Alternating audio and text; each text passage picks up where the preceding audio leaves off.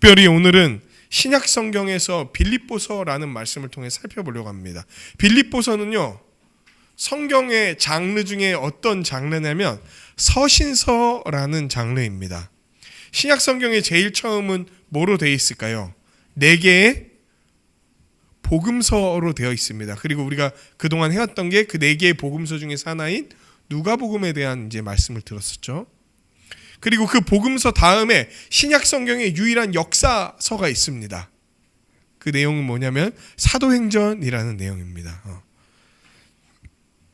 그리고 이 사도행전으로부터 맨 마지막 성경인 요한계시록 전까지 나와 있는 모든 성경이 다 어떤 장르냐면 편지의 형식으로 되어 있는 서신서입니다. 서신이 편지잖아요. 그래서 서신서라는 거예요.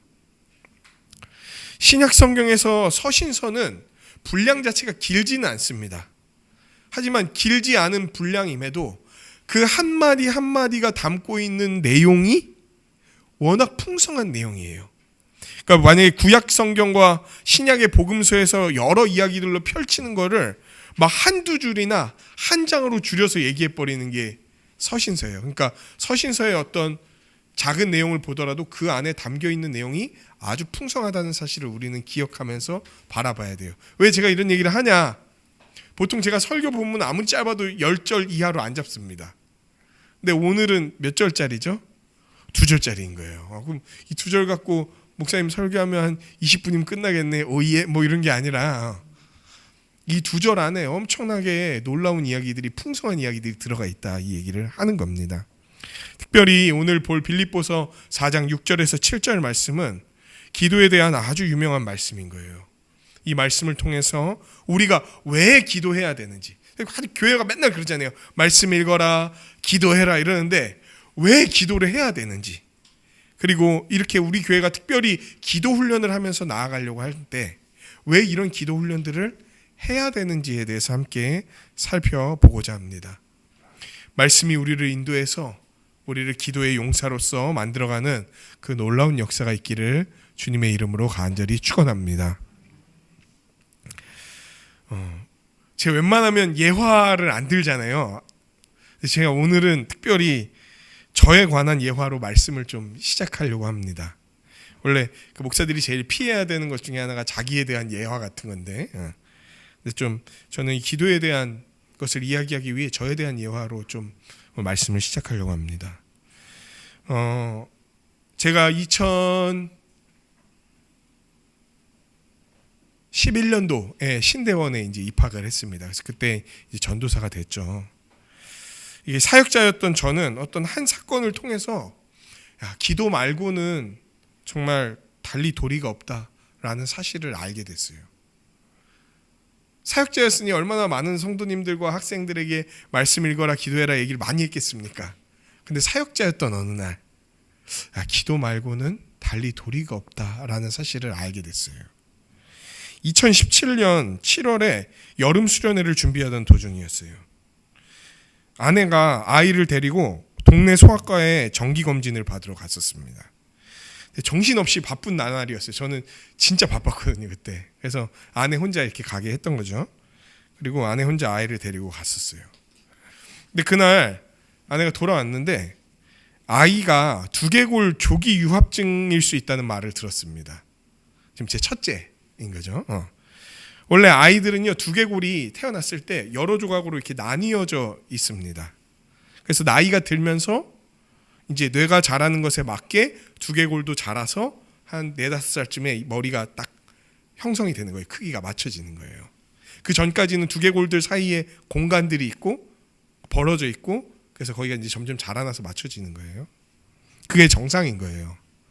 근데 두개골 조기 유합증이라는 것은요, 뇌가 다 자라기도 전에 두개골이 급하게 자라나 빨리 붙어버리는 불치병의 일환입니다. 국가에서 불치병으로 지정을 해놓은 병이에요. 결국 두개골이 일찍 붙게 되면 심한 짱구나 머리가 이렇게 뒤틀리는, 막 이렇게 머리가 아주 심하게 뒤틀리고 이런 일들이 벌어지게 되고요. 이제 더 안 좋게 되면은 너무 뼈가 빨리 붙는데 뇌는 계속 자라는 거예요.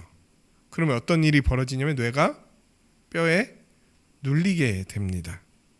그럴 때 오는 여러 뇌 기능 장애가 있을 수 있다는 이야기를 이제 의사 선생님한테 들었죠. 운동 기능, 언어 기능 이런 것들이 현저히 떨어질 수 있다는 거예요. 무슨 정기 검진 받으러 왔다가 이런 얘기를 들으니까 너무 사실 좀 충격이 컸습니다. 근데 뭐 아직 그냥 동네 병원이어서 이제 확정된 게 없으니까 야, 혹시 아닐지 모른다 이제 이런 기대를 갖고 연대 세브란스에 이제 정기 검진, 정밀 검사를 받으러 갔습니다.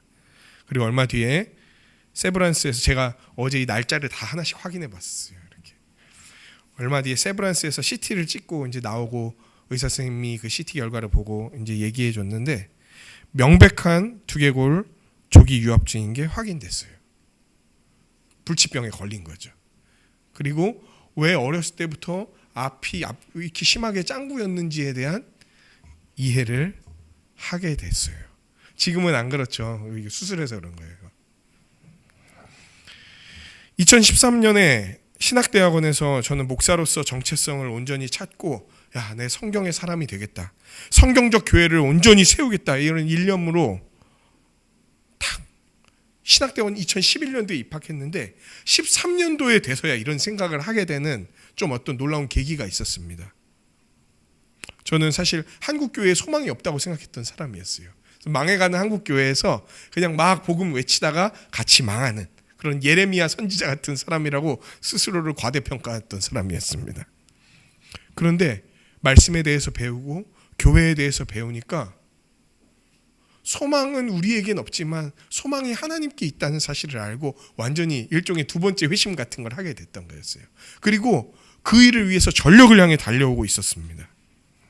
어떻게 보면은요, 제가 이제 그 이후부터 달려오던 상황들은 많은 목회자들이 부러워할 만한 상황이었어요. 속해 있던 아나톨레라는 단체가 있었습니다. 거기가 이제 신학대학원에 들어가서 전도사님들을 지도하고 그들이 성경적 목회자로 자랄 수 있도록 가르치는, 목회자들을 가르치는 일을 했었는데 거기에 간사로 소속돼 있었을 뿐만 아니라 그곳의 대표 목사님이 자신이 심호하고 계시는 교회에 부교육자로 이제 뽑아 주셨던 거예요. 근데 그동안 그 교회에 부교육자가 한 명도 없었어요. 그 교회가 되게 성경적 교회다, 좋은 교회다 이런 소문들은 있었지만 부교육자가 아무도 없었어요, 그 전에. 근데 제가 첫 번째로 그 부교육자로 들어가게 되었습니다. 뭐 세운 업적도 없고 이룬 일도 없었는데도 함께 할 수 있는 영광을 얻게 됐고 이로 인해 많은 목회자들의 부러움과 질시의 대상이 됐어요.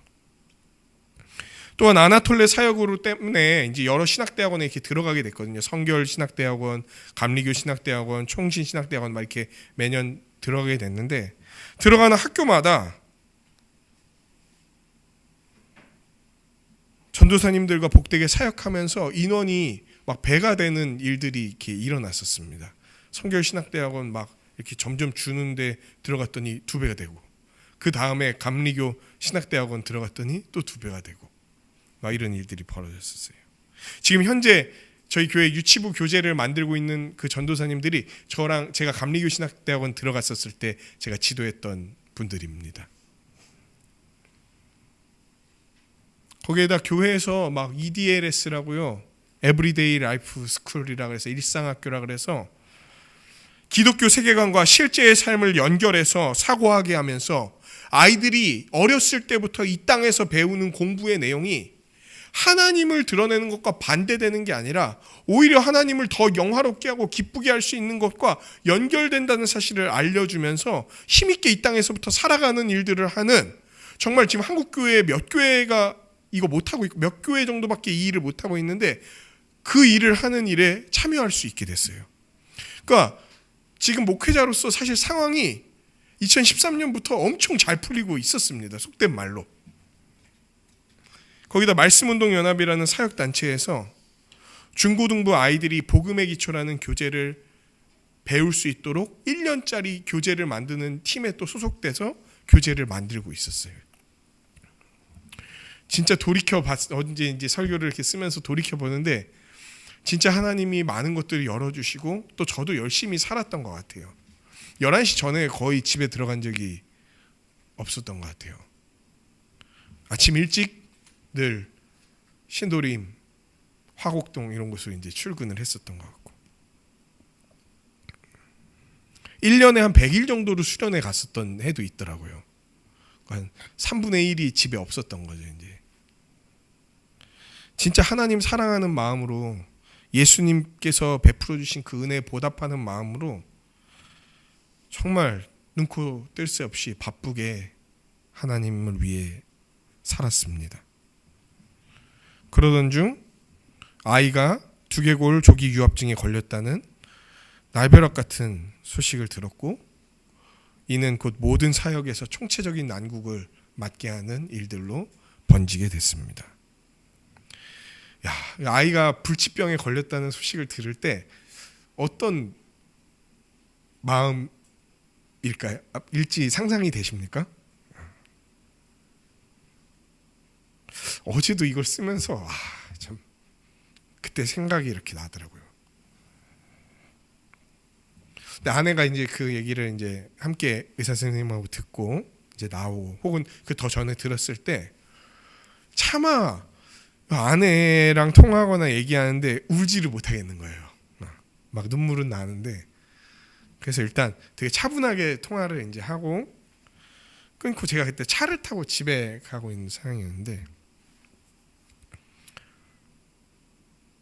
딱 전화를 끊고 나서 막 그때부터 이제 울고 소리치기 시작했어요. 하나님, 어떻게 이런 일이 있을 수 있습니까? 제가 당신을 위해 뭐 그렇게 부족하게 살아갔습니까? 그 아이가, 그 어린애가 도대체 무슨 죄가 있길래 어릴 때부터 이런 일이 벌어집니까?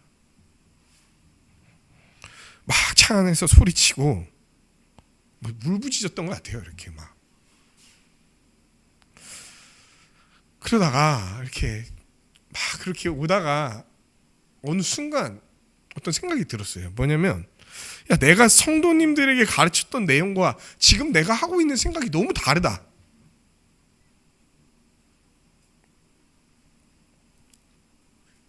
그리고 이런 상황 속에서 내가 성도님들한테 어떻게 하라고 했었지?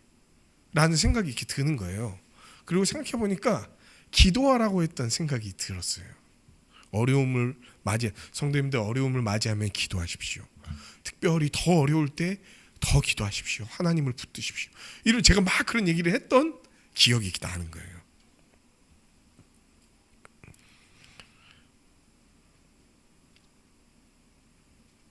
오직 기도밖에 없다는 사실을 깨닫게 됐어요.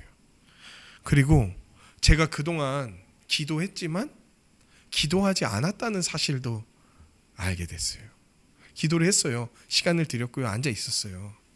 근데 되게 형식적인 그런 기도, 그냥 내가 해야 되니까 하는 기도를 하고 있었다는 사실을 알게 됐어요. 그렇습니다.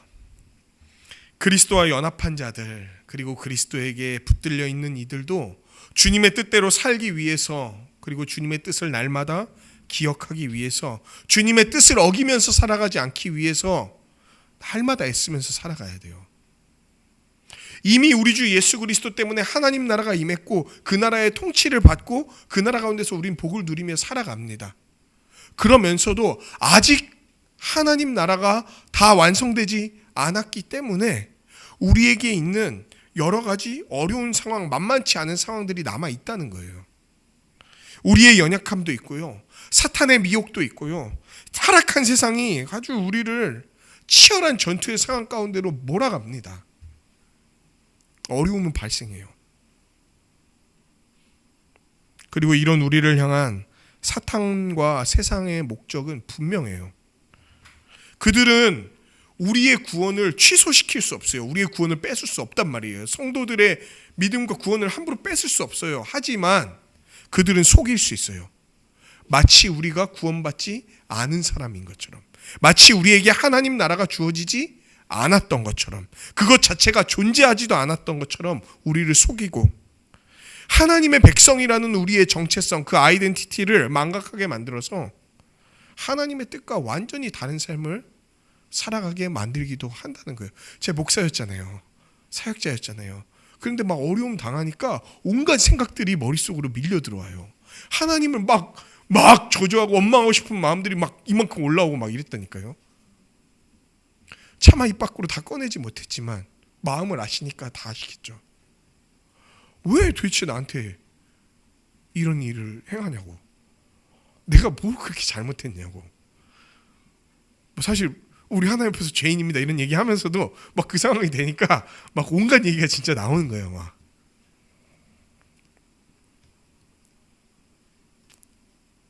로마서 14장 17절은 하나님 나라는 먹고 마시는 것이 아니요 오직 성령 안에 있는 의와 평강과 희락이라고 말씀합니다. 그러나 사탄은 이런 하나님 나라의 요소가 존재하지 않는 것처럼 우리를 속여서 의를 불의로 만들고 평강을 염려와 불안으로 만들고 희락을 두려움과 노여움과 슬픔으로 바꾸기 위해서 무지하게 애를 씁니다. 그리고 우리가 속아 넘어가면은 그 모든 것들이 우리에게 다가오는 거죠. 특별히 염려와 걱정을 우리에게 불어넣습니다. 그걸로 우리를 사로잡아서요, 하나님과 사람들을 향한 우리의 생각과 감정을 엉망으로 만들고 원래 우리가 갖고 있던 그 거룩한 생각을 혼미하게 만들어서 하나님의 뜻에서 이탈시키려고 하는 거예요. 또는 여러분 모든 일이 다 잘 되고 있습니까? 저 되게 잘 됐었어요. 진짜 목회자로서 뭐라 그럴까요? 진짜 어떤 우리 쪽에서 보면은 되게 탄탄대로를 밟아가고 있는 그런 상황 같은 거였어요.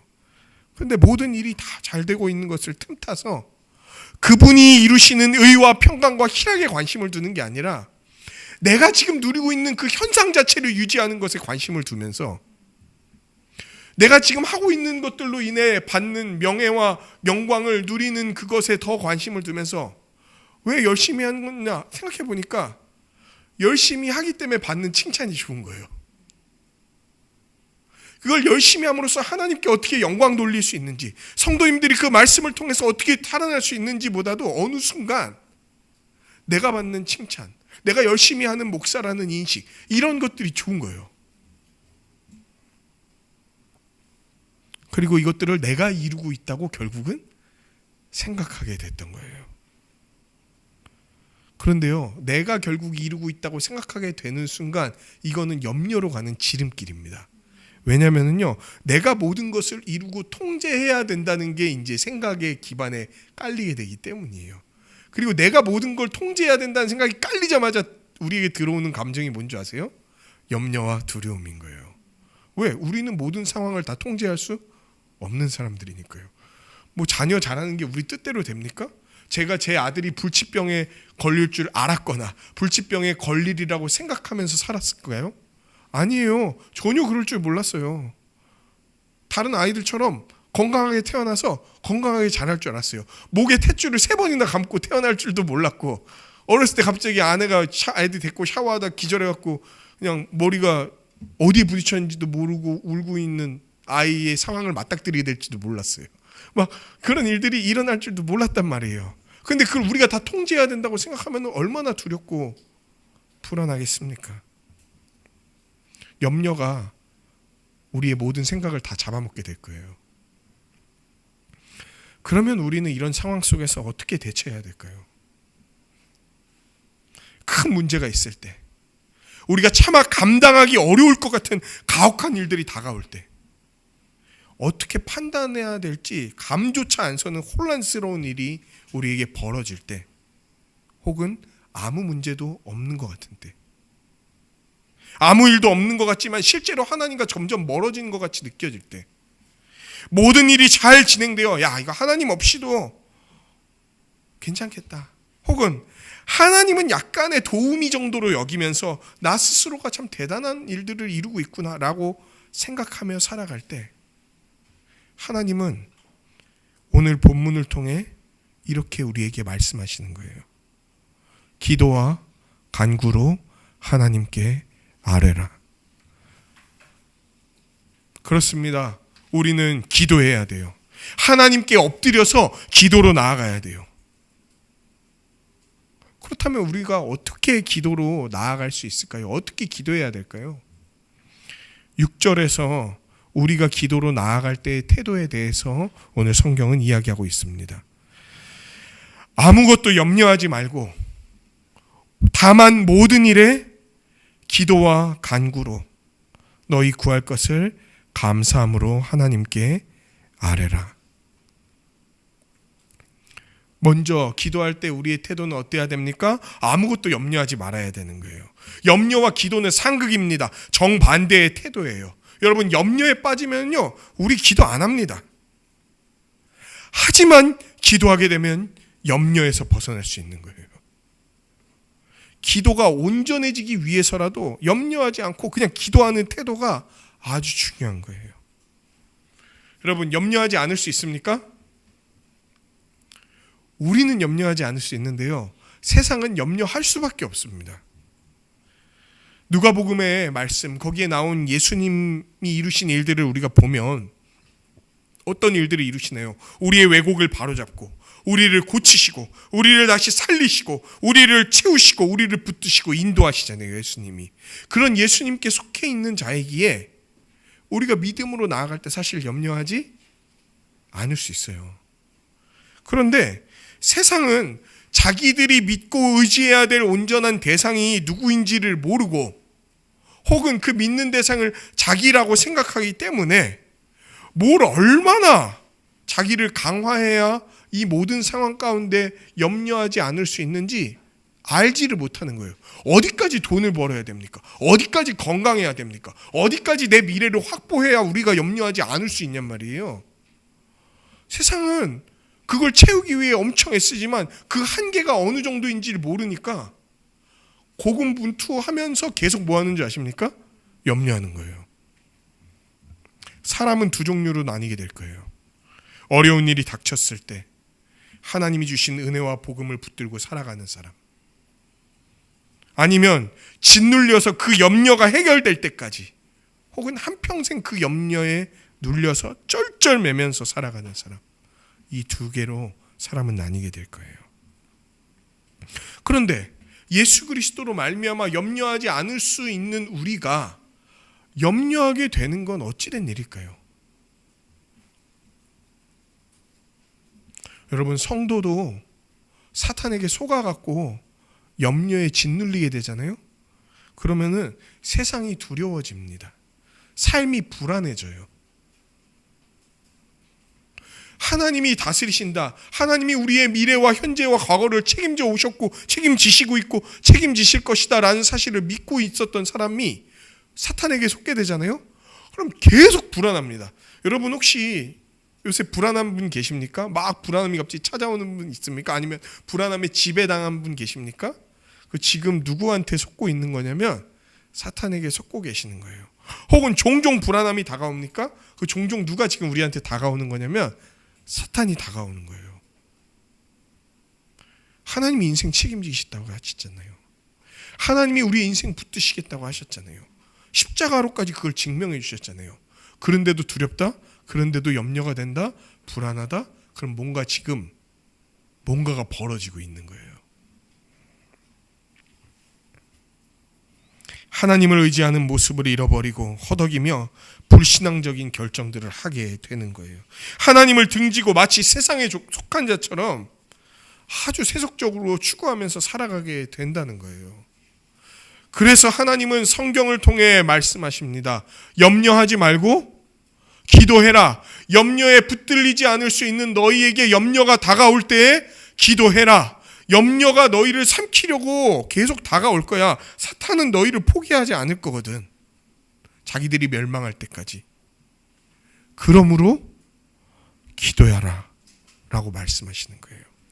어떤 일에 염려하지 않고 살아가려면 기도해야 됩니다. 어떤 일에 무감각하지 않고 주를 위해 살아가려면 기도해야 되는 거예요. 기도하는 사람으로 살고 싶으십니까? 그러면 계속해서 기도하는 사람이 돼야 돼요. 되게 웃긴 말 같지만 참 진리입니다. 기도하는 사람으로 살아가려면 계속해서 기도하는 사람이 돼야 돼요.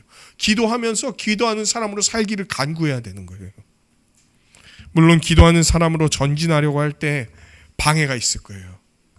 방해가 반드시 있습니다. 여러분, 이제 기도 훈련이 시작됐잖아요. 여러분의 기도하는 것을 가장 싫어하는 세력들이 여러분을 반드시 방해하려고 찾아올 거예요. 예언. 반드시 방해하러 찾아올 거예요.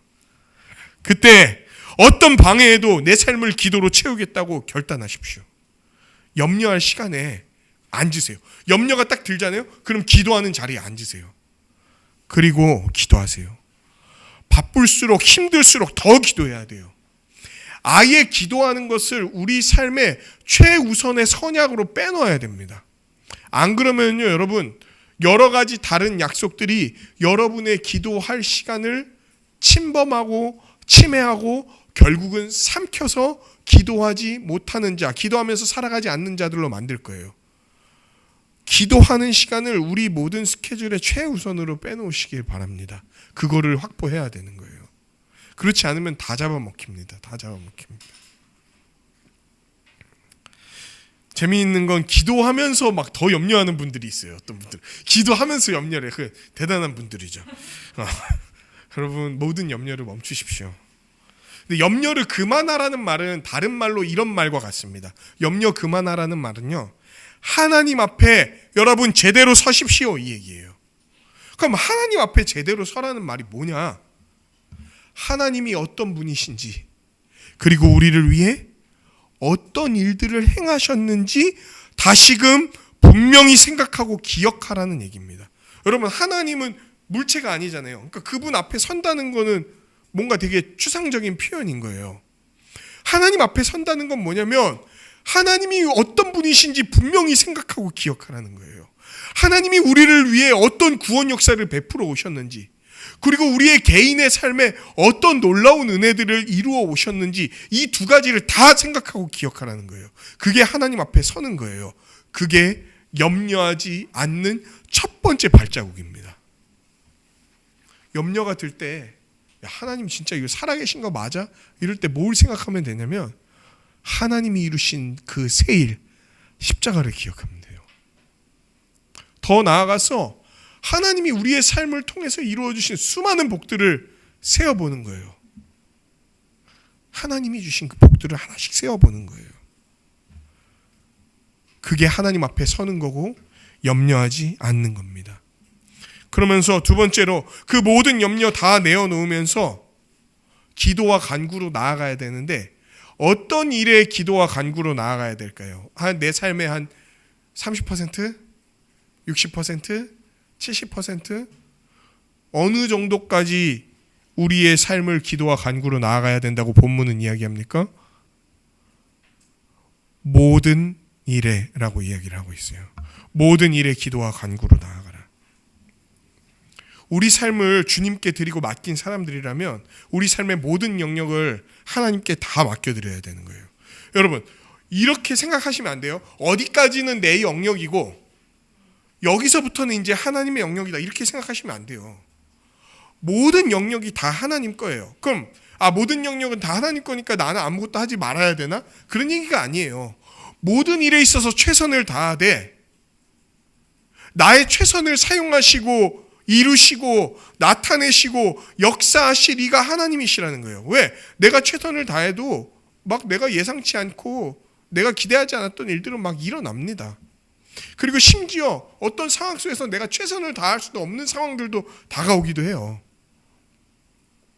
그 모든 상황 가운데에서 우리를 붙드시고 역사하실 분이 하나님이라는 사실을 기억해야 된다는 거예요. 모든 것이 주님 아니고서는 안 됩니다. 내 입장에선 최선을 다하지만 모든 것을 주님이 인도해 주십시오라는 아주 겸손한 태도가 바로 이런 것이에요. 거기다 여러분, 아까 무슨 영역을 내어드린다 그랬죠? 모든 영역이라고 했잖아요. 모든 일이라고 그랬잖아요. 그러니까 겉으로 일어나는 일뿐만 아니라 우리 내면의 깊은 심중까지도 그분께 다 내어드려야 되는 거예요. 이 땅에 살아가는 수많은 신자들이 있습니다. 하지만 기도하는 분들은 많지 않은 것 같아요. 기도하는 분들이 있습니다. 그런데 뭘 위해 기도해야 되는지 제대로 알지 못한 채 외적이고 이기적인 내용으로만 기도하는 분들이 또 그 기도하는 분들 안에서도 많이 있습니다. 이제 외적인 문제뿐만 아니라 그걸 넘어서서 내적인 문제를 위해서도 기도해야 되는 거예요. 다른 사람은 몰라도 정말 하나님 앞에서 자신의 문제를 진실하게 정말 깊이 있게 꺼내놔야 되는 거예요. 여러분, 혼자서 이렇게 기도하잖아요. 그때 아무도 안 듣잖아요. 그럼 그때만이라도 물론 다른 때도 다 그래야 되지만 정말 그때만이라도 하나님 앞에 진실하게 자기를 털어놓으세요. 자기가 있는 사람인 것처럼 얘기 안 해도 돼요. 기도할 때. 오히려 아무도 알 수 없는 나의 이야기를 그때 딱 얘기해야 되는 거예요. 하나님 앞에. 왜? 하나님은 이미 그거 아시고 계신다니까요. 그분 앞에 우리의 모든 것들, 그 심중 깊은 곳에서부터 다 하나님 앞에 꺼내놓으면서 나아가야 되는 거예요.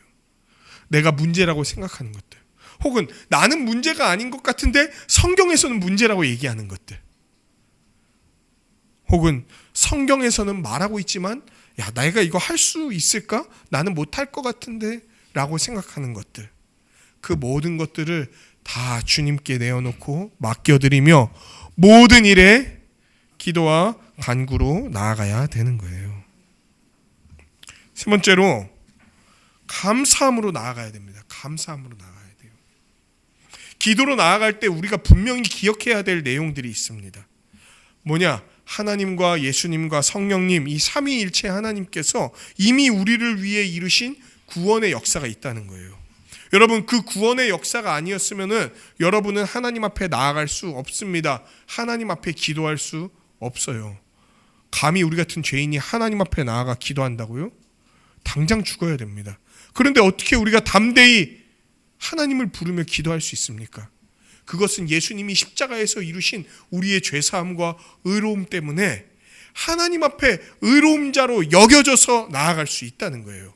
여전히 우리는 삶에서 어떤 영역에서 죄를 짓기도 하고 충분한 의를 이루지 못하면서 살아가기도 하지만 예수님이 이루신 그 사건 때문에 우리도 예수님과 같이 거룩하고 의로운 자로 하나님께 받아들여져서 그분 안에서, 그리스도 안에서 기도할 수 있는 거예요. 오늘 본문도 나오죠. 그리스도 안에서 기도와 간구하는 것들. 이 모든 것을 이루신 것을 기억하며 감사하며 기도함으로 나아가야 됩니다.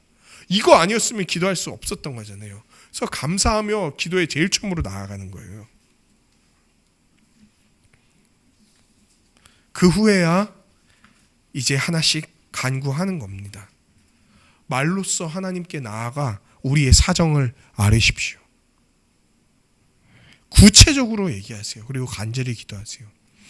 우리가 이제 준회원 이상 되시는 분들은 함께 기도 제목을 내어놓고 이제 기도 제목 표로 서로를 위해 기도합니다. 거기에 많은 기도 제목들이 실려 있습니다. 구체적인 기도 제목부터 되게 추상적인 기도 제목까지 다양한 기도 제목들이 실려 있습니다. 좀 제가 바라는 것은 너무 추상적인 거 말고 좀 진짜 여러분 더 기도하고 있는 내용들이 있을 걸로 저는 생각이 돼요. 그런 내용들 함께 기도했으면 좋겠어요. 그래서 사실은 그 기도 제목의 보완을 준회원 이상으로 해놓는 거예요. 그러면서도 우리가 모든 걸 또 다 얘기하지 못할 수도 있어요. 거기에. 그런데 그 얘기하지 못하는 것들을 하나님 앞에서는 얘기해야 되는 거 아닙니까? 정말 말로써, 우리의 말로써 구체적으로 하나님께 아뢰세요. 진짜 미치겠으면 살려달라고 얘기하시고, 정말 감사한 일이 있으면 감사하다고 소리치고 찬양하며 하나님께 나아가십시오. 우리의 기도가 돼야 되는 거예요. 정말 이런 기도가 좋아야 됩니다. 이런 기도가 좋아야 돼요. 복음에 기초한 이 기도가 내 모든 문제의 해결책이 되어야 되는 거예요. 여러분, 어려움이 닥치면 대번에 뭐 어디로 달려가야 되면 기도의 자리로 달려가는 거예요. 좋은 일이 벌어지면 어떻게 하는지 아십니까? 기도의 자리로 달려가는 거예요. 일이 잘 풀리고 있습니까? 기도의 자리로 달려가서 교만하지 않게 해달라는 거예요. 어려운 일이 있습니까? 기도의 자리에 달려가서 작은 일에도 감사할 수 있게 해달라고 해야 되는 거예요. 모든 상황 가운데서 기도의 자리로 나아가야 되는 거예요. 이 기도를 통해 하나님과 교제하며 힘을 얻어야 됩니다. 기도를 통해 날마다 내가 어떤 자인지, 그리스도 안에 있는 자인지 분명히 확인하며 감사와 찬양으로 힘있게 이 땅을 살아가야 되는 거예요. 기도하지 않으면요, 맨날 흔들립니다. 흔들리는 그냥 촛불 마냥 맨날 팔랑팔랑 거리면서 이리저리 휩싸이고 그렇게 평생을 살아간다고 생각해 보세요. 정말 하나도 무엇이 없어요. 그거는 진짜. 그런데 그렇게 팔랑거리는 게 원래 우리잖아요. 그런데 그런 우리가 기도로 나아갈 때 팔랑거리는 우리를 붙드사 굳은 기둥과 같은 자로 만들어주시는 하나님의 역사를 맛볼 수 있다면 정말 우리 기도해야 되는 거 아닙니까? 그렇게 우리가 기도할 때 하나님은 다음과 같은 일들을 이루어 주실 거예요. 7절입니다. 그리하면 너희가 그렇게 기도하면 기도와 간구로 하나님께 아뢰면 모든 지각에 뛰어난 하나님의 평강이 그리스도 예수 안에서 너희 마음과 생각을 지키시리라. 아멘. 기도할 때 하나님이 우리를 지키실 거예요. 우리에게 하나님의 평강을 주실 거예요. 하나님 자신이 갖고 있는 평강, 그 평화를 우리에게 주실 거예요. 다른 어떤 평화가 아니라 하나님이 갖고 계시는 완전한 평화를 주실 거예요. 어떤 상황에서도 누릴 수 있고요. 어떤 상황에서도 뺏기지 않고 변하지 않는 평강을 우리에게 주실 거예요. 여러분, 상황이 변해서 평강이 주어지는 게 아니라 하나님이 주시기 때문에 평강을 누리는 거예요. 많은 분들은 상황을 위해서 보통 기도를 많이 하잖아요. 어떤 어려운 상황이 닥치면 먼저 뭘 위해서 기도합니까? 그 상황이 바뀌기를 위해서 기도하죠. 그런데 이제 기도하다 보면은 점차 하나님은 우리를 변화시켜 가실 거예요. 상황과 무관하게 평강을 누리는 자로 바꾸어 가실 거예요. 맞아요. 때로는 하나님은 상황을 변화시켜 주실 거예요. 그런데 성숙한 그리스도인이라는 건 어떤 거냐면 상황을 뛰어넘어서 평안한 사람 있죠. 상황을 뛰어넘어서 평강이 있는 사람 있죠. 불안하지 않고 두렵지 않고 흔들리지 않고 하나님을 굳게 붙들며 신뢰하며 하나님이 주시는 평강을 마음껏 누리는 사람으로 우리를 바꾸어 가실 거란 말이에요. 하나님의 평강이 우리에게 오면 염려에서 벗어나게 되는 거예요. 세상 어느 누구도 자기의 생각에 염려가 와서 지배하는 것을 피해갈 수 없지만 하나님의 평강이 우리 가운데 와서 우리를 다스리시는 사람이라면 염려를 이겨낼 수도 있고 물리칠 수도 있고 극복할 수도 있게 되는 거예요. 그런데 어떻게 이게 가능합니까? 하나님은 도대체 어떤 분이시길래 우리에게 다른 염려가 틈탈 수 없는 평강을 주실 수 있는 분일까요? 바로 그분이 모든 지각에 뛰어난 분이시기 때문인 거예요. 여러분, 여기서 지각이라는 말은 막 늦는다 이런 얘기가 아니고요. 헬라어로 누스라는 단어입니다. 이거는 이제 다른 성경에서 마음이라는 말로도 해석이 되기도 하고요. 지각이라는 말로 해석이 되기도 하고요.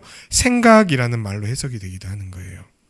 이거는 어떤 합리적인 사고, 생각 이런 뜻으로서 그리스도인에게 이 누스라는 말이 쓰일 때에는 영적인 진리를 이해하는 능력이라는 의미로 쓰이게 되는 거예요. 그러니까 이런 거 있죠. 예수님이 십자가에서 우리의 모든 죄를 다 사하시고 죽으셨다라는 걸 여러분이 이제 알고 믿게 될 때 지금 우리의 뭐가 작동하고 있는 거냐면 누스가 작동하고 있는 거예요. 이 영어로는 보통 지각, 마음 이러면 뭐 헐트 이런 표현을 쓰잖아요. 그게 아니고 마인드입니다. 생각이에요. 생각. 마인드 혹은 언더스탠딩 이런 표현을 쓰이는 거예요. 이해, 생각 이런 단어인 거예요. 하나님의 생각, 하나님의 이해, 하나님이 아시는 바가 뛰어나다고 얘기하는 거예요. 우리에게도 이런 누스가 있죠. 우리도 생각이 있잖아요. 우리도 이해가 있잖아요. 우리는 이런 누스를 갖고 생각하고 판단하고 기대하고 행동하는 거예요. 그런데 하나님은 모든 지각에, 모든 사람들의 생각과 지각에 뛰어난 분이에요. 여기서 뛰어나다는 표현은 다른 말로 뭐냐면은 뛰어넘는, 초월이라는 의미를 갖고 있는 단어입니다. 그럼 무슨 말입니까? 모든 지각에 뛰어나다는 말은 무엇입니까? 모든 사람들이 생각하는 것 그 이상, 모든 사람들이 상상하거나 이해할 수 있는 것 그 이상의 것을 아시고 생각하시고 이룰 수 있는 분이 하나님이라는 이야기인 거예요. 네, 하나님은 모든 지각에 뛰어나신 분이에요. 우리가 가히 상상도 생각도 못할 영역에서 일하시면서 이루시는 분인 거예요. 우리의 모든 생각을 아득히 뛰어넘으시는 하나님이 주시는 그 평강이, 야, 이런 식으로 평화가 온다고? 이런 식으로 일들이 해결이 된다고? 이런 식으로 어떤 것이 해결되지 않았는데도 우리가 이 상황 가운데 평화를 누릴 수 있다고? 그것은 모든 지각에 뛰어난 하나님께서 우리에게 자신의 평강을 주시기 때문인 거예요. 그리고 이런 하나님의 평강은요, 우리의 마음과 생각을 지킵니다. 여기서 지킨다라는 말은 군사용어예요. 군사용어. 어떤 거냐면 성 안에 이렇게 어떤 걸 두고요, 그 주위를 돌면서 다른 것들이 침투하지 못하도록 보호하고 경계 서는 거, 이게 지킨다는 단어의 의미입니다. 하나님께서 근데 뭐를 지킨다고 이야기하십니까? 우리의 마음과 생각을 지키신다는 거예요. 마음은 헬라어, 오늘 막 헬라어 엄청 나오네요. 헬라어로 카르디아라는 말인데요, 이건 마음의 중심, 지식에 기반한 감정, 이런 것들을 얘기하는 거예요. 그러니까 우리 감정이에요, 감정. 그리고 여기서 생각이라는 말은 노마스라는 말로서 아까 지각이라고 표현된 누스랑 비슷한 의미입니다. 생각, 이해. 하나님께서 우리의 마음과 생각을 지키신다는 거예요. 우리를 도시면서 다른 것들이 함부로 우리에게 침투하지 못하도록 보호하고 돌보신다는 거예요. 어떨 때? 뭐 할 때? 기도할 때. 하나님의 평강 외에는 다른 오해라든지 오판이라든지 오류가 들어서지 못하도록 하나님이 우리의 마음과 생각을 지키실 거예요. 다 지키시는 거예요. 기도하면은요, 살아계신 하나님께서 적극적으로 뛰어와서 개입하셔서 우리를 지키시고 이미 주신 은혜 가운데 날마다 살아가게 만드실 거란 말이에요. 묵상과 적용. 이제 이 말씀을 통해서 우리가 생각해야 되는 지점이 있습니다. 하나님이 역사하실 때 우리의 마음과 생각을 지키신다는 걸 깊이 묵상했으면 좋겠어요. 지키시는 건 되게 다양한 방식이 있어요. 하나님이 우리를 지키실 때에는 다양한 방식이 있어요. 먼저 우리가 갖고 있는 그 건전한 마음과 생각을 지켜주실 거예요. 우리가 믿는 바가 뭔지 다시금 바라보게 하시고, 그러니까 지키시는 게 그냥 갑자기 생각을 잃어버리지 않고 이런 게 아니라요, 하나님이 지키실 때에는요, 우리가 원래 갖고 있던 그 진리에 대한 바른 생각들을 더 기억나게 하시고 더 풍성히 믿게 하시는 일들을 하시는 거예요. 모든 환경이 다 없어져도 사실 믿음만 있으면은 우리는 다른 모든 것을 다 온전히 얻을 수 있는 거 아닙니까? 이 땅에서 못 얻어도 믿음만 있으면 다음 세상에 완전한 것들이 우리에게 주어지는 거 아닙니까? 그래서 하나님은요, 마음과 생각을 지키심으로 우리의 믿음을 지키실 거예요. 또한 사탄과 세상으로 우리에게 염려가 들어와 갖고 막 마음과 생각이 왜곡될 때, 그럴 때 막 있었죠. 우리 하나님 진짜 있는 거 맞아? 하나님이 날 사랑하는 거 맞아? 하나님이 날 위해 해준 게 도대체 뭐야? 하나님이 이루신 이 교회라는 공동체가 진짜 이거 초월적인 공동체 맞아? 뭐 부족하기 짝이 없는 이런 것들이 어떻게 우리의 구원을 도울 수 있단 말이야. 막 이런 온갖 생각들이 밀려들 때 기도는 하나님을 통해 우리의 마음과 생각을 지키는 통로가 되는 거예요. 하나님이 기도를 통해서 우리를 지키실 거예요. 그리고 이렇게 우리의 마음과 생각을 지키시는 그 하나님의 평강을 누리는 방식이 기도인 거예요. 기도인 거. 우리가 붙잡아야 될 것들을 다 붙들게 하는 거예요. 진리를 붙들게 합니다. 그분의 사랑이 어떤 것인지 그 풍성한 사랑을 붙들게 합니다. 더 알게 돼서 하나님을 찬양하게 하고 더 사랑하게 돼서 하나님의 백성으로 힘있게 살아가게 만드는 게 기도라는 거예요. 또한 우리가 새롭게 바꿔야 될 것들 다 기억나게 하셔서, 아 그렇지, 이거 내가 잘못 가고 있었지. 아 그렇지, 이거 내가 잘못 판단했던 거지. 아 그렇지, 이거 내가 잘못 생각하고 잘못 말했던 거지. 돌이켜야겠다. 돌이켜야 되겠다. 거룩한 것으로 나아가야겠다. 하나님을 더 붙들어야겠다 생각하게 하실 거예요.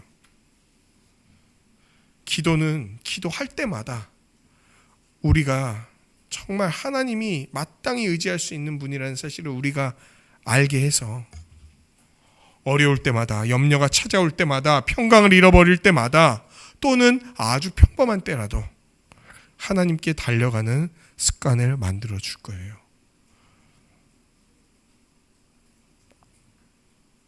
다 바꾸어 주실 겁니다. 그분의 평강을 누리기 위한 자로 다 바꾸어 주실 거예요. 기도는 우리를 하나님의 백성으로 더 온전히 세워주실 거예요. 집으로 돌아오는 차 안에서 울고불고 외치던 저는 아파트 주차장에 이제 주차를 하게 됐습니다.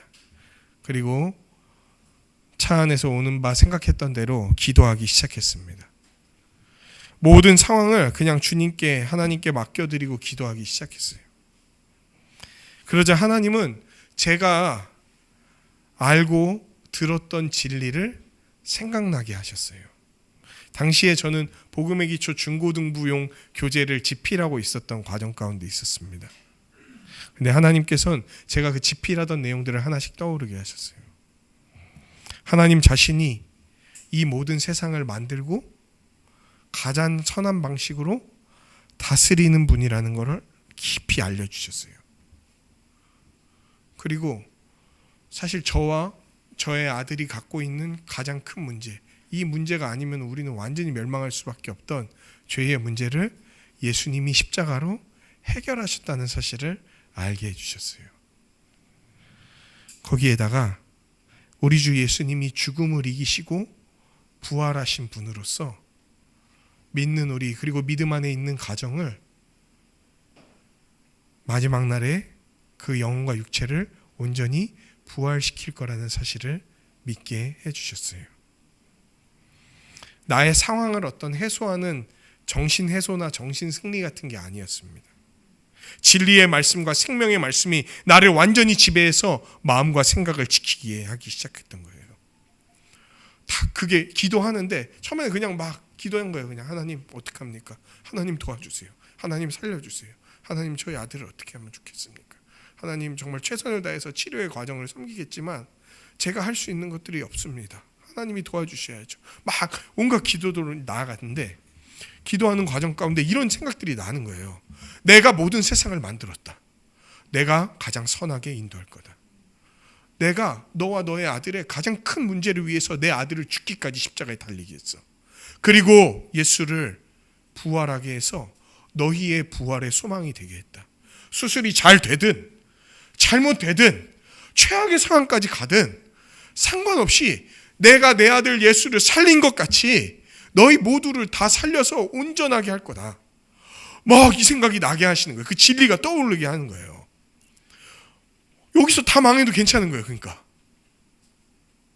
그게 사실이라면,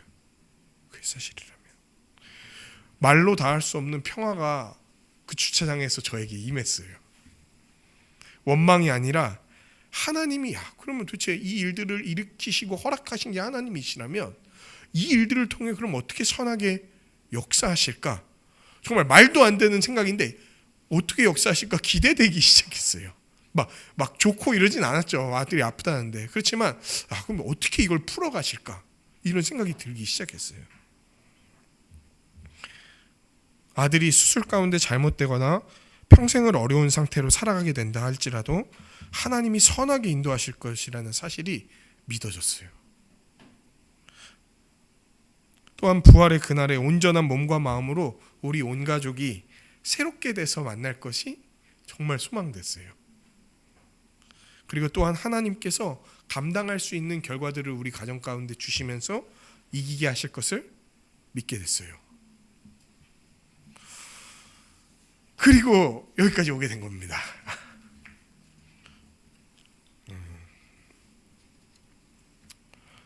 그 과정들을 제가 다 말씀드릴 수 없지만 수많은 도움의 손길들이 있었고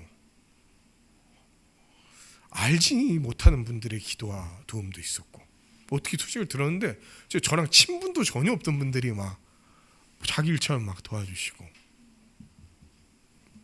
그래서 믿지 않던 저희 처가댁 식구들도 좀 되게 놀라게 되는 일들도 있었고 이제 기도하고 집으로 돌아와서 아내하고 함께 기도의 내용을 나눴어요. 이렇게. 그러자 하나님께서는 아내에게도 하늘의 평화를 허락해 주셨어요. 그리고 함께 기도하기 시작했습니다. 하나님 자신의 평강을 부여해 주셨어요. 우리 가족의 마음과 생각을 지켜주셨어요. 사랑하는 여러분, 기도할 때마다 하나님은 우리에게 평강을 주시고 충만하게 하실 거예요. 기도할 때마다 우리의 마음과 생각을 지키실 거예요. 우리 함께 기도하면서 또 이것을 위한 기도 훈련 가운데 들어가서 하늘의 평강을, 그리고 날마다 그것을 풍성히 누리는 그런 성도들이 되기를 우리 주님의 이름으로 간절히 축원합니다.